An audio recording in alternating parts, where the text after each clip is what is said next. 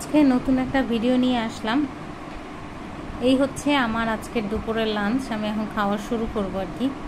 এখানে শসা কুচি আছে, আদা কুচি আছে, লেবু একটা নিছি 4 ফালি করে, একটা ডিম সেদ্ধ, আর এটা হচ্ছে গাড়ি চিংড়ি মাছ বা কেউ কেউ বলে কচুরমুখী, যে যেটা বলে, আর এটা হচ্ছে লাউ চিংড়ি মাছ।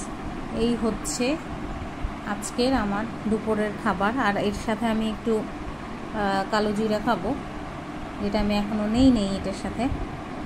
এই হচ্ছে দুপুরের খাবার। মনটা ঠিক ভালো নাই। সবাই মনে হয় জানে বন্ধুরাষ্ট্র মানে কি বলবো আর, এত বন্যার পরিস্থিতি, এত খারাপ অবস্থা হয়ে গেছে, বন্ধুরাষ্ট্রের উপহার। যাই হোক, সবই আল্লাহ ভরসা, আল্লাহই জানেন। তবে প্রত্যেকেরই আর কি সচেতন হওয়া উচিত নিজের কৃতকর্মের প্রতি, কারণ কৃতকর্মের ফলাফল আজ হোক আর কাল হোক পাবেই। ওকে, আল্লাহ হাফেজ। সবাই ভালো থাকবেন, আমার জন্য দোয়া করবেন।